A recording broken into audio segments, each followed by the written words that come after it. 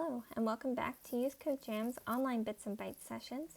We're continuing with our Code Adventure series with an activity called New Year's Fireworks.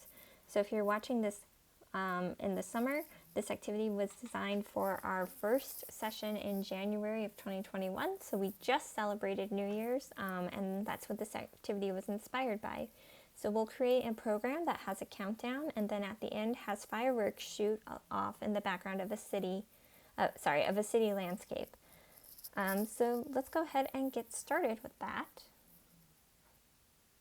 Oops. Sorry, trying to escape the presentation. There we go. So the first thing we gotta do is head over to scratch.mit.edu. So a lot of our students have used Scratch in the past. It's normally something that they might work with in school or be taught on other programming lessons that they've done. We like it a lot. It's pretty fun. It's also really good for beginners or even intermediate students. It takes out all of the syntax that you'd have to worry about with things like learning Java and C, and it just lets you work with the code and the logic. So once you're on the home page of Scratch, go ahead and click Create. If you have an account, you're welcome to sign in and have this project saved. If you don't have an account, it's absolutely not necessary. As you can see, I'm not signed into an account right now. That's another good thing about Scratch, is that you can use the full version without having to create an account, and it's free. So let's go ahead and delete this tutorials window if it is up on your screen, and also delete the cat sprite. So we're going to start fresh. And we're actually going to be making our own sprite today. So you may have to pause the video while you do that, but I'll walk you through kind of an example of how I'm making mine. So we're going to go to choose a sprite, but instead of clicking the cat face, we're going to click the paintbrush button, which is paint. And it's going to take us to an editor window where we can use tools like the paintbrush or the line or the circle to kind of change our colors.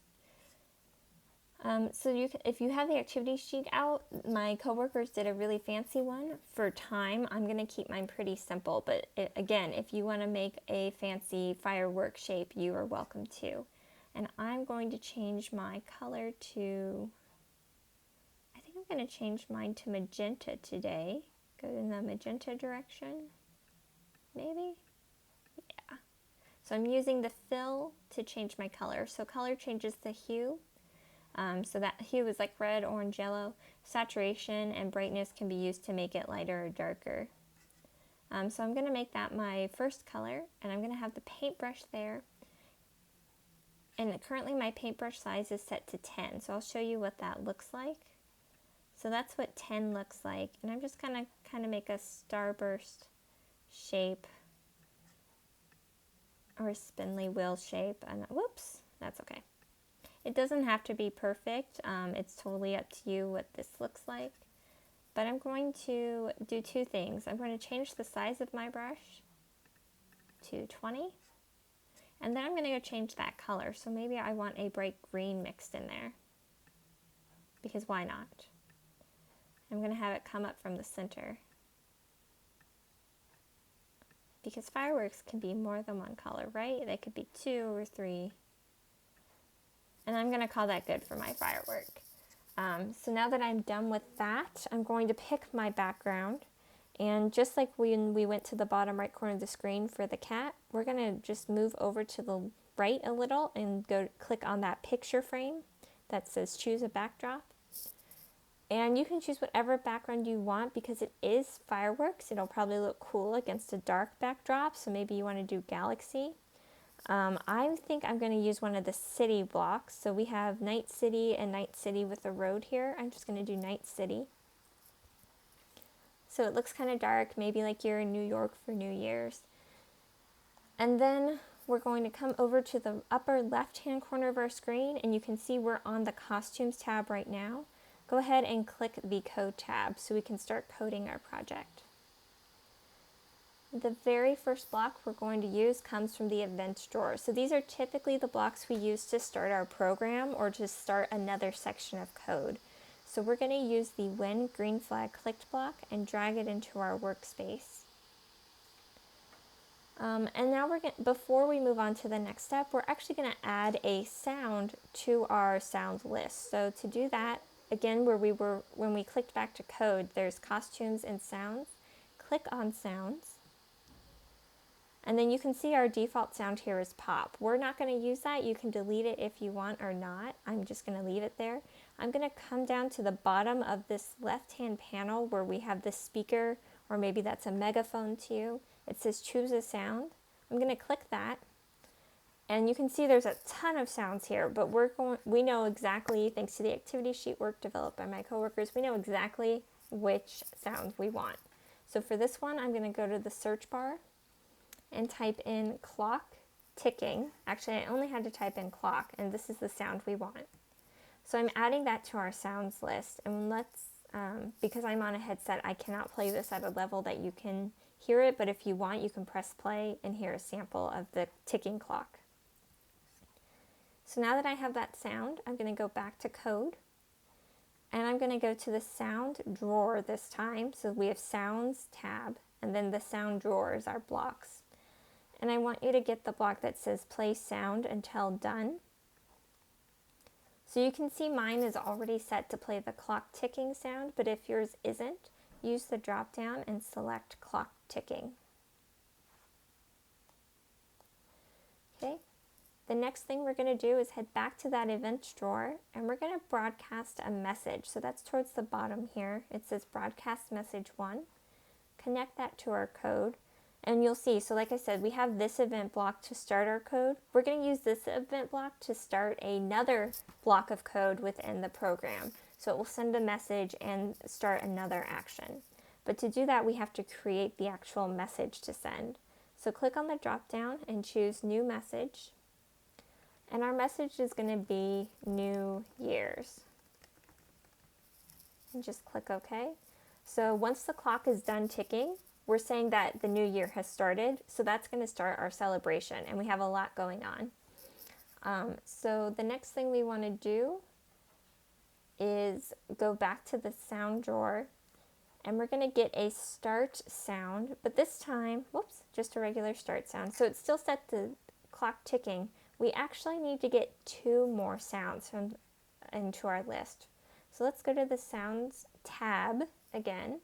Click on that speaker or megaphone, and the first sound we need to add is cheer. So these are people cheering. Again, you can press play on your device to hear a sample. And then we're going to go back and search for a sound called dance celebrate. So we have a lot of dances here. I'm going to choose celebrate. I typed a little bit more, so I got celebrate. So now in our list we have pop, clock ticking, cheer, and dance celebrate. So now I can click back over to code. I'm going to change start sound from clock ticking or whatever it is on yours to cheer. So if you guys have stayed up till midnight when it's the new year, everyone kind of cheers and says Happy New Year. So that's why we have that going off, because when our clock stops ticking, it's the new year. And then we're going to go to the control drawer and get this forever loop. So control is kind of the light orange one. And what goes on in here is forever, which means it will go on until we hit the stop button of our code. And this is where we're going to add our third sound. So head back to sound, the sound drawer, not the sounds tab, but the sound drawer with the pink, magenta, or light purple block, depending on what it looks like on your screen. And click the play. We're going to get another play sound until done block. And you can see mine's already set to dance celebrate, but if yours isn't, just use the drop down and select dance celebrate. So now if you were to test your code, all of these sounds would play kind of one after the other. These two might overlap a little bit. I'm not going to play it because it will be really loud in my ears. Again, I'm on headphones and you won't be able to hear them anyways. So, but you can test it out on your end. Okay, so the next thing we're going to do is work on, this was kind of background code. We're going to work on our code for our firework now. So what I want you to do is head back to that event drawer and get another when green flag clicked block. And then head to the looks drawer and get a hide block. So this will hide our fireworks sprite when we first start the program, which is good because the fireworks don't start till the clock hits midnight, which means our clock is done. And that's when our broadcast message comes in. So head back to that events drawer and look for the block that says when I receive, and drag that into our workspace. So mine's already set to New Year's. If yours isn't, click the drop down and select our New Year's message. So when it receives the New Year's message, this is what we're going to use to have our fireworks sprite explode or go off, however you want to phrase that. And we're going to use a bunch of blocks from the control drawer for this. So head back to the control drawer. It's right under events. We're going to get another forever block. Then we're going to get a wait 1 second block and place it inside the forever block. And the last thing we're going to do on this step is grab the create clone of myself block. So we only created one firework. What this code is going to do is create a bunch of clones or copies of this sprite, so it will go off in different places. Okay, and we're continuing with this code, but we need a fourth event block. So we need a block for when something starts as a copy or a clone. So still in the control drawer, grab this when I start as a clone block. So this is control instead of event, but it looks like an event block. Then head to the motion drawer, and I want you to get the go to random position. So when our firework starts as a clone, it will go to a random spot on our screen. That means it won't overlap where our sprite is right now. The next thing I want you to do is go to the looks drawer, and we're going to apply some effects and colors to our sprite so it looks like a different firework each time it appears on our screen. So look for the block that says set color effect to 0. So set color effect to 0 and bring that into our workspace here. We're going to leave that as set color, but we're going to have the colors picked randomly. So go to the operators drawer and grab this pick 1 to 10 block, place it over the 0, and we're going to change the range from 1 to 10 to be -100 to +100. So it should read pick random from -100 to +100.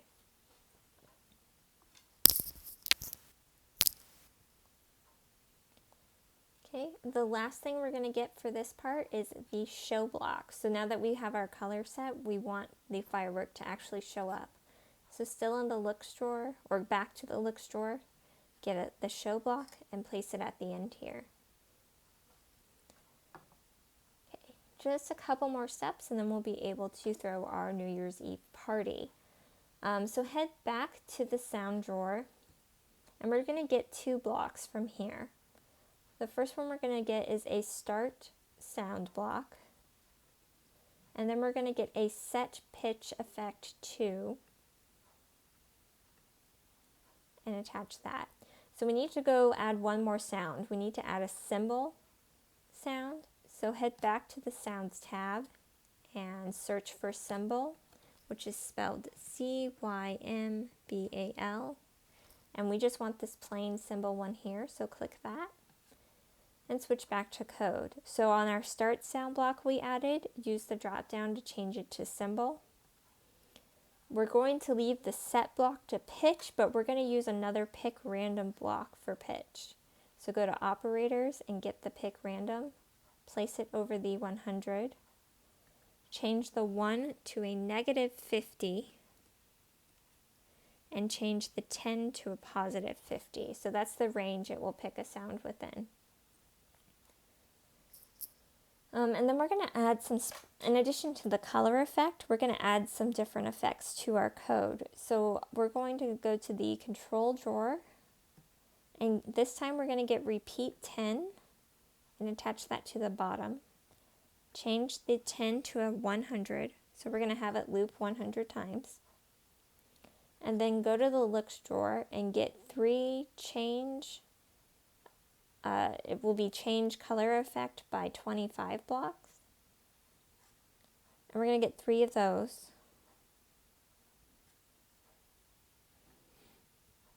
And place each one of them inside the repeat 100 block. On the first change, we're going to use the drop down to change it from color to fisheye, and change the 25 to a -2. On the second change block, use the drop down to change color to pixelate, and then change the 25 to 3. And on the last one, change color to ghost, and change 25 to 1. And that is the end of our fireworks programs. You can go ahead and run your code, and I will be quiet for a minute because I'll have a lot of noise. So the clock ticks down, and the party goes off, and you can see your fireworks going off on the screen and changing colors. So again, you have to, the repeat block goes 100 times, so if you don't want to sit there for 100 times, you can hit the stop button to stop your program early. And that creates kind of a firework effect for you all. Really cool program that my coworkers made. You can keep experimenting with it by trying different sizes for the fireworks and playing with the other special effects.